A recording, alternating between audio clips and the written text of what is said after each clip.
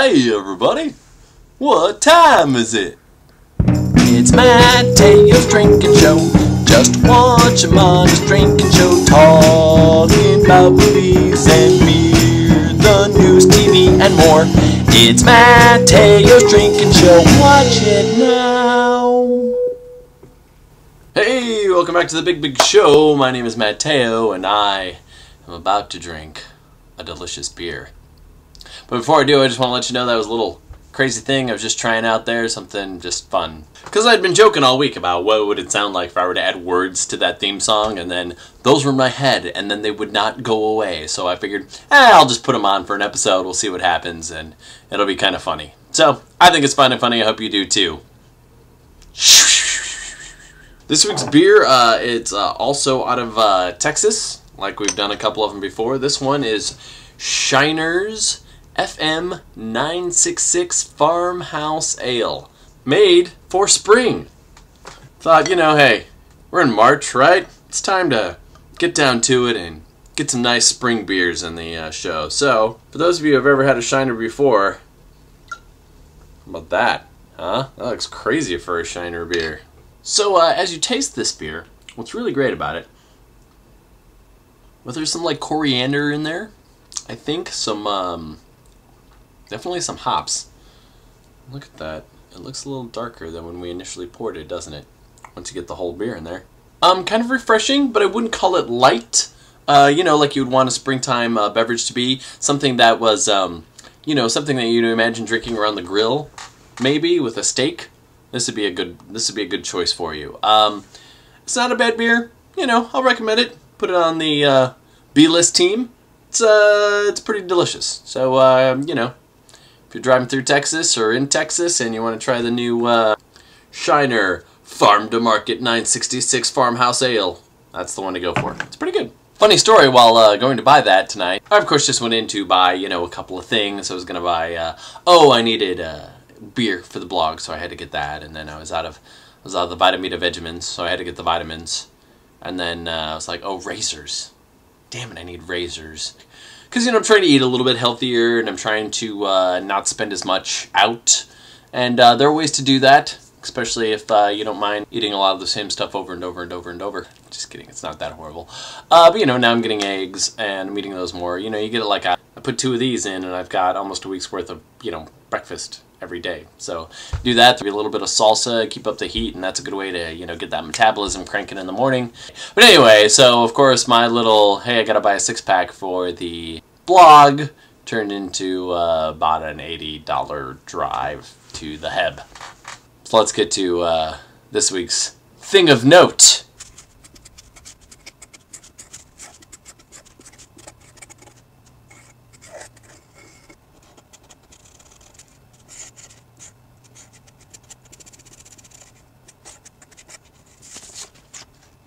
So I popped open my Kindle the other day, and they were doing a big special on Amazon on certain CDs. It was $3.99 for Hall and Oates Greatest Hits. Now, as I thought about it, I was like, Hall and Oates Greatest Hits? Well, you know, I definitely know Maneater. That's one of my favorites. Methodolove, Method of Modern Love. Rich Girl. I was like, well, I know those. And, you know, there's probably 1 or 2 other ones on there I know. You know, if I were to buy them all for $1, I've basically bought the whole thing. Well, then imagine, to my surprise, after it downloads to my Kindle, what I find. I know more songs by Hall and Oates than I even imagined I would know. Let me just read you a few that I think some of you may recognize. Sarah Smile. Didn't know I knew that one. Rich Girl. On here they do a version of You Lost That Loving Feeling.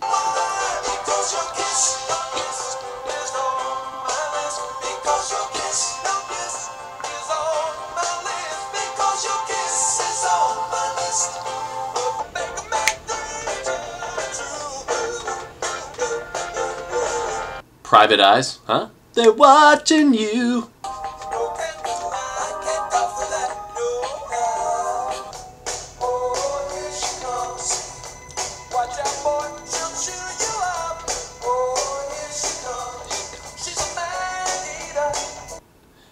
I said, leave me alone, I'm a family man. It's adult education, oh yeah, oh yeah, oh yeah. You're out of touch, I'm out of time, put your mind on my... and then, of course, Method of Modern Love, right? 13 songs I know and love, and I got it for $3.99. What ultimately happened, and I'm sure many of you have had this before, although some of you are much younger than I am. Sometimes you'll hear a piece of music that will take you back to a time in your life that you'd almost forgotten.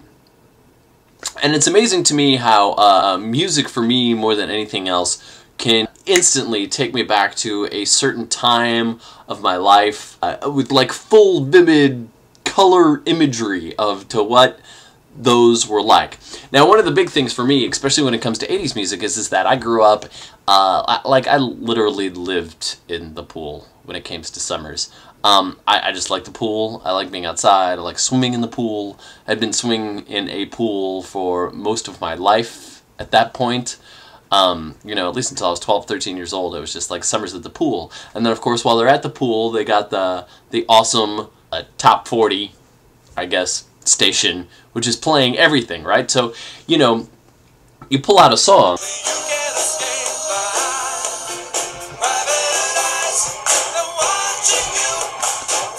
Is a very, like, clear moment of the pool and that blue and white rope that they had across the rope, so you knew where the deep end was and where the shallow end was, and then the diving board, and like being so dumb as to like throw quarters to the bottom of the deep end to try and swim down, and you know, the nose pressure that is, you got to the bottom of the 10 foot, you're trying to, your nose, it hurts, but you gotta get that quarter, because, you know, you gotta use that quarter later to get soda out of the soda machine. Duh. There's a very specific memory I have in my head, and then, you know, you pull out another song, say...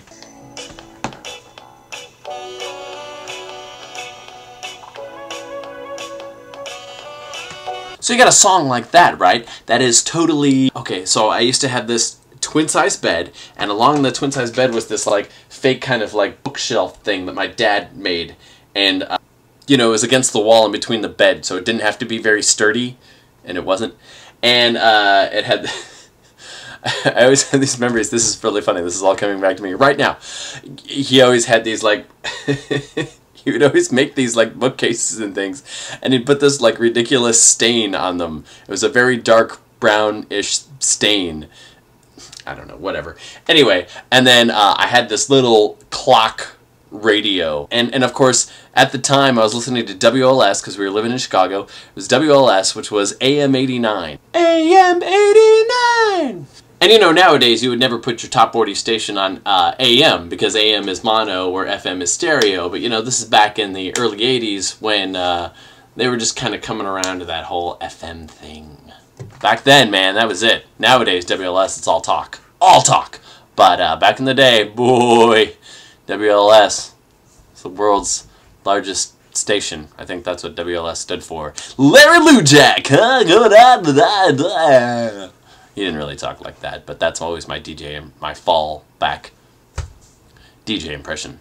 So I think it's great the way that music can just trigger that memory for you. And of course, I mean, just listening through that whole catalog of, you know, Hall and Oates is like all of them very specific memories popping up in my head of like springtime and the dining room with the windows open, you know, because in Chicago summers were like 80 degrees. They were amazing.